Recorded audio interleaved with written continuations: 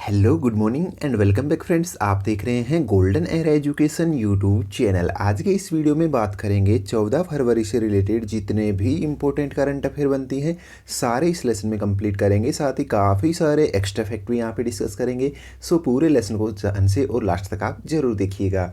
After then आप इसकी PDF download कर लीजिएगा, जिसका लिंक मिलेगा आपको नीचे वीडियो के डिस्क्रिप्शन में, जहां हिंदी और इंग्लिश दोनों लैंग्वेज में इसकी पीडीएफ आपको मिल जाएगी। साथ ही आप पहली बार चैनल पर विजिट कर रहे हैं तो जो नीचे रेड कलर का सब्सक्राइब बटन इस तरह का, इसे दबाकर साइड में जो घंटी बटन होगी इसे आप जरूर दबा लीजिएगा, जिससे कि आने वाली जो नई वीडियोज़ होंगी अपने चैनल पर, लेटेस्ट वीडियोज़ की अपडेट आपको यहाँ पर सबसे पहले मिलती रहेगी बिना मिस हुए।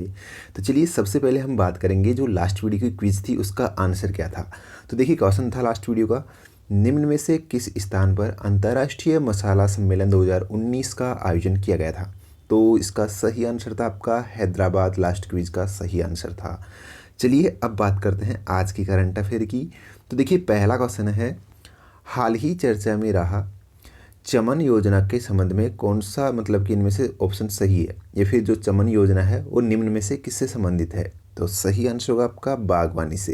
देखिए काफ़ी इंपॉर्टेंट ये योजना है या फिर अपडेट है, ये रिसेंटली न्यूज़ में रही है। जो चमन योजना है इसका संबंध किससे है, बागवानी से। यानी कि इस प्रोजेक्ट को या फिर इस योजना को शुरू करने का उद्देश्य है देश के अंदर बागवानी को उन्नत तकनीकों से बढ़ावा देने के लिए ही ये चमन योजना की शुरुआत की गई थी। ठीक है, साथ ही किसानों की आय को बढ़ाना भी इसका मकसद है। तो यह आपको ध्यान रखना है, चमन योजना का उद्देश्य यही है। ठीक है, चलिए नेक्स्ट क्वेश्चन देखते हैं। किस स्थान पर श्री नारायण गुरु आध्यात्मिक तीर्थ सर्किट का उद्घाटन किया गया है। तो आपको बस यहाँ पे पहले से ध्यान रख लेना है, वर्कला है और ये कहाँ पे स्थित है, ये केरल के अंदर है। ठीक है, जो वर्कला है ये केरल के अंदर है। यहीं पे हाल ही में जो श्री नारायण गुरु आध्यात्मिक तीर्थ सर्किट है इसका उद्घाटन किया गया है। ठीक है, और ये उद्घाटन किया है जो पर्यटन मंत्री हैं अभी प्रेजेंट में देश के, कौन है, केजे अल्फोंस। ध्यान रखिएगा, केजे अल्फोंस वर्तमान में पर्यटन मंत्री हैं और उन्हीं के द्वारा इस सर्किट का उद्घाटन किया गया है। ठीक है, चलिए केरल की बात की है हमने, जहाँ पे ये वर्कला उसमें केरल में स्थित है। ठीक है, तो यहाँ के जो मुख्यमंत्री है वो आप ध्यान रख लीजिएगा। केरल के वर्तमान में मुख्यमंत्री ये हैं पी विजयन। ठीक है, यानी कि पिनरई विजयन।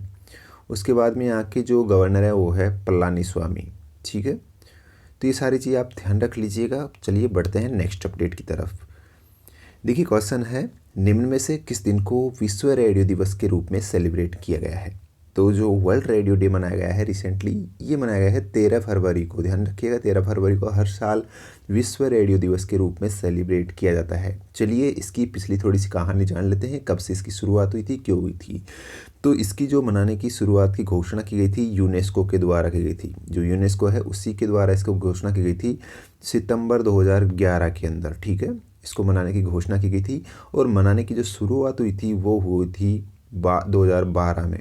2012 में इसको मनाने की शुरुआत कर दी गई थी। ठीक है, यहाँ से एक क्वेश्चन जो बार बार एग्जाम्स में बनता है, पूछा जाता है, वो है कि रेडियो की खोज किसने की थी।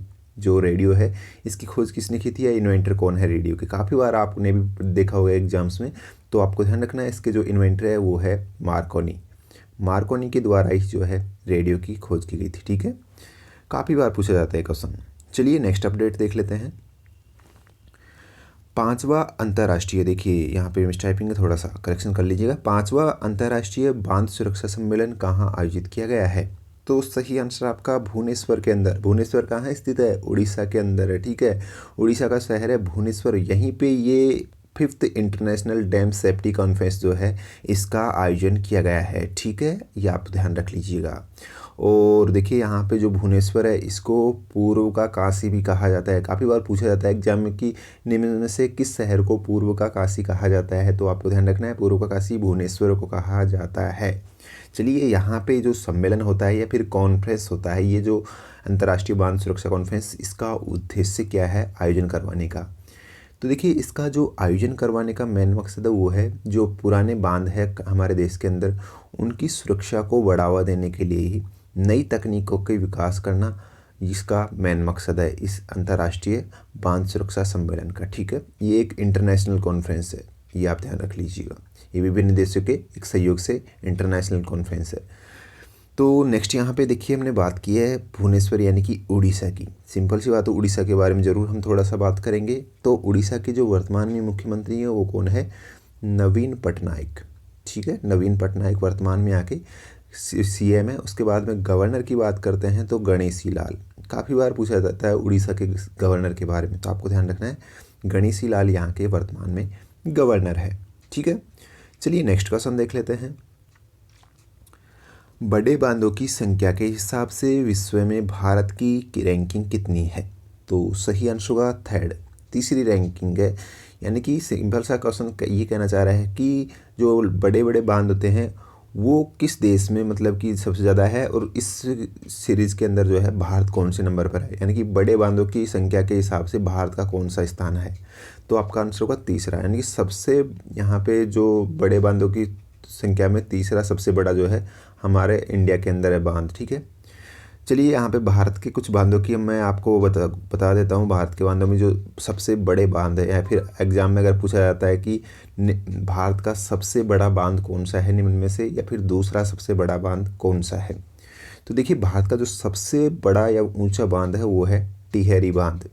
टिहरी बांध जो है भारत का सबसे ऊंचा या बड़ा बांध है। ठीक है, जो कहाँ पे है? यूके के अंदर, यानी कि उत्तराखंड के अंदर। ठीक है, ये ध्यान रख लीजिएगा, लोकेशन ज़रूर ध्यान रख लीजिएगा। जो टिहरी बांध है ये कहाँ स्थित है? उत्तराखंड के अंदर। ठीक है, ये है भारत का सबसे ऊंचा बांध। सेकंड जो नंबर पे आता है जाखम बांध। जाखम बांध की अगर मैं बात करता हूँ तो ये कहाँ स्थित है? ये है हिमाचल प्रदेश में, एचपी में। ठीक है, हिमाचल प्रदेश में जाखम बांध स्थित है। ये दूसरा सबसे बड़ा बांध है भारत का। ठीक है, चलिए बढ़ते हैं नेक्स्ट अपडेट की तरफ। स्वच्छ शक्ति सम्मेलन 2019 का आयोजन कहाँ किया गया है? सही आंसर होगा जो स्वच्छ शक्ति इस बार आयोजन की गई है ये किया गया है कुरुक्षेत्र के अंदर, ये इसका आयोजन किया गया है। ये देखिए कुरुक्षेत्र कहाँ स्थित है? हरियाणा में। ये तो आप सभी को पता होगा, कुरुक्षेत्र हरियाणा में। वहीं पे इस बार जो स्वच्छ शक्ति सम्मेलन है ये इसका थर्ड एडिशन था, ध्यान रख लीजिएगा, तीसरा संस्करण था इसका जो आयोजन किया गया है इस बार कुरुक्षेत्र के अंदर। वैसे यहाँ पे इस स्वच्छ शक्ति सम्मेलन की मैं बात करूँ तो इसकी शुरुआत हो गई थी 2014 में। 2014 में इस जो है सम्मेलन की शुरुआत की थी, यानी कि पहला संस्करण इसका आयोजन किया गया था 2014 में। उसके बाद में हाल ही में इसका जो थर्ड एडिशन है वो आयोजित किया गया है। ठीक है, चलिए इसका लक्ष्य क्या है, तो देखिए ये ध्यान जरूर रखिएगा। इसका आयोजन का जो मेन लक्ष्य रखा गया है वो रखा गया है 2019 तक देश को स्वच्छ बनाना, बिल्कुल वो या फिर कचरा मुक्त बनाने का ही इसका मेन पर्पज़ है। ठीक है, चलिए नेक्स्ट अपडेट देख लेते हैं। हाल ही खबरों में रहा कोबरा गोल्ड नामक संयुक्त सैन्य अभ्यास के संबंध में कौन सा कथन सही है? यहाँ पे हम बात कर रहे हैं कोबरा गोल्ड की, तो इसके संबंध में कुछ ऑप्शंस दे रखे हैं, देखते हैं कौन सा इससे रिलेटेड सही है। तो देखिए पहला ऑप्शन बोल रहा है कि यह एक बहुराष्ट्रीय संयुक्त सैन्य अभ्यास है जिसका आयोजन थाईलैंड में होता है। बिल्कुल सही है। देखिए ये एक बहुराष्ट्रीय यानी कि विभिन्न देशों का, बोले तो यहाँ पे मैं बताता हूँ, देखिए विभिन्न देशों का एक संयुक्त सैन्य अभ्यास है और इसका आयोजन हर साल थाईलैंड में ही होता है। और इसका जो इस बार आयोजन करता है थाईलैंड प्लस अमेरिका, इन दोनों के सहयोग से इस बार इसका आयोजन करवाया जा रहा है। ठीक है, दूसरा ऑप्शन बोल रहा है कि यह है एशिया प्रांत का सबसे बड़ा संयुक्त सैन्य अभ्यास है। बिल्कुल सही है, ये एशिया प्रांत का जो है सबसे बड़ा एक संयुक्त सैन्य अभ्यास है।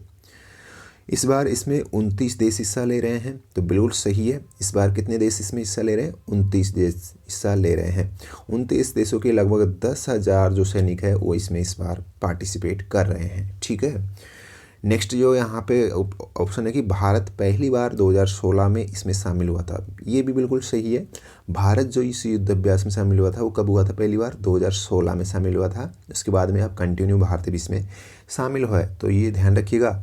जो कोबरा गोल्ड सैन्य अभ्यास में इसमें भारत भी शामिल है, ये ज़रूर ध्यान रख लीजिएगा आप। ठीक है सॉरी। फिर चलिए नेक्स्ट यहाँ पे देख लेते हैं और इसका उद्देश्य क्या है। देखिए जो सैन्य अभ्यास है इसका जो मेन मकसद है आयोजन का वो है प्राकृतिक आपदाओं के दौरान जो भी मतलब कि आपसी सहयोग है विभिन्न देशों का, उसको बढ़ावा देने के लिए ही ये कोबरा गोल्ड नामक जो युद्ध अभ्यास है इसका आयोजन करवाया जाता है। ठीक है, नेक्स्ट अपडेट देखते हैं। देखिए हाल ही पहली बार लवासिया मानव अधिकार सम्मेलन का आयोजन भारत के द्वारा किया गया है। इस बार इसका विषय क्या है। तो देखिए यहाँ पे जो लाओसिया है, लाओसिया, इसका विषय पूछा गया है यानी कि थीम पूछा गया है, जो कि हाल ही में पहली बार भारत के द्वारा होस्ट किया गया है। तो इसका इस बार विषय था state power in business and human rights. ये ज़रूर आप ध्यान रख लीजिएगा, रट लीजिएगा इसको, इसका विषय ज़रूर इम्पोर्टेंट है। तो state power in business and human rights इस बार का इसका थीम था लाओसिया का, ठीक है। और देखिए यहाँ पे पहली बार भारत ने इसको होस्ट किया है, ये भी आप ध्यान रख लीजिएगा। और इसका देखिए उद्देश्य क्या है मैं आपको बता देता हूँ, पर्पज़ क्या है इसको आयोजन करवाने का। इसका जो पर्पज़ है वो यही है, जो मानव अधिकारों की रक्षा करने के लिए नए नए उपायों की या फिर टेक्निक्स को जो है उपयोग करना, या फिर उनको जो है डेवलपमेंट करने के लिए ही इसका आयोजन करवाया जाता है, ठीक है। साथ ही जो लिंग भेद होता है उसको कम करने के लिए भी इसको आयोजित करवाया जाता है। देखिए यहाँ पे आपका बता दें कि इसके अंदर पार्टिसिपेट कौन करता है। लाओसिया के बारे में थोड़ा सा और मैं आपको बता देता हूँ। यहाँ नाम से आपको पता चल रहा होगा, लॉ प्लस एशिया, लाओसिया, ठीक है। इस तरीके से आप देख सकते हैं, लॉ और ये एशिया, तो इस तरीके से 2 वर्डों से बन के बना है ये लाओसिया, ठीक है। और इसके अंदर जो जो विभिन्न जो कंट्रीज़ हैं उनके जो क्षेत्रीय मतलब कि क्षेत्रीय जो वकील वगैरह होते हैं वो इसमें पार्टिसिपेट करते हैं इस सम्मेलन में, ठीक है। तो ये सारी चीज़ आप ध्यान रख लीजिएगा। बढ़ते हैं नेक्स्ट अपडेट की तरफ। राष्ट्रीय यूनानी दिवस किस तारीख को मनाया गया है। काफ़ी अच्छा क्वेश्चन है ये भी। 11 फरवरी को राष्ट्रीय यूनानी दिवस मनाया गया है रिसेंटली, ठीक है। और इसका उद्देश्य क्या है, जो यूनानी चिकित्सा के बारे में आपने सुना होगा खूब सारा अच्छे से, जो यूनानी चिकित्सा है देश के अंदर या फिर यूनानी औषधि प्रणाली है उसको डेवलप करने के लिए, उसको मतलब कि बनाए रखने के लिए ये हर साल जो है ये 11 फरवरी को राष्ट्रीय यूनानी दिवस मनाया जाता है, ठीक है। चलिए नेक्स्ट अपडेट देखते हैं। विश्व बैंक द्वारा जारी लॉजिस्टिक प्रदर्शन सूचकांक में भारत को कौन सा स्थान प्राप्त हुआ है। सही आंसर होगा भारत को इसमें प्राप्त हुआ था 35वां स्थान, ठीक है। चलिए कुछ टॉप कंट्रीज़ की मैं बात करता हूँ, तो जर्मनी को इसमें पहले स्थान पर रखा गया था, ठीक है। और उसके बाद में लग्जमबर्ग रहा था इसमें कौन से स्थान पर, दूसरे स्थान पर स्वीडन रहा था, फिर Netherland, Singapore, Belgium, Australia, Hong Kong, UK, USA top 10 countries हैं। और भारत को रखा गया था इस सूचकांक में 35वें नंबर पर, ठीक है, ये ध्यान रख लीजिएगा। चलिए अब बात करते हैं आज की जो क्विज है आपके लिए। देखिए काफ़ी दोस्त जो है देख लेते हैं वीडियो लेकिन क्विज का आंसर नहीं दिखते हैं कमेंट बॉक्स में। सो गाइज आपसे रिक्वेस्ट है कि प्लीज़ आपको कोई सा भी, जैसे कि अगर एक्चुअल आंसर आपको पता नहीं है फिर भी आप अपने हिसाब से या आइडिया लगा के भी इसका आंसर लिख दीजिएगा, इससे एक तरीके से आपको ही बेनिफिट होता है, ठीक है। तो कमेंट ज़रूर कीजिएगा, ठीक है, जिससे कि काफ़ी जो है मुझे भी एक हौसला मिलता है। और वीडियो को लाइक भी नहीं करते हैं, काफ़ी बिल्कुल लाइक ही नहीं आते इतने सारे व्यूज़ होने के बाद। तो अगर आपको वाकई वीडियो पसंद आती है तो प्लीज़ वीडियो को लाइक ज़रूर कीजिएगा, ठीक है। सो अभी के इस लेसन में इतना ही। और ये है आज का क्वेश्चन आपके लिए जिसका आंसर लिखना है आपको कमेंट बॉक्स में। हाल ही दूसरे भारत आसियान युवा शिखर सम्मेलन का आयोजन कहाँ किया गया है। सो जो भी आपका राइट आंसर है लिखना है नीचे कमेंट बॉक्स में। सो गाइस ये थी आज की करंट अफेयर। उम्मीद करता हूँ वीडियो पसंद आई होगी। अभी के इस वीडियो में इतना ही, जल्दी मिलेंगे एक और नई वीडियो के साथ। Thank you so much for watching us, धन्यवाद।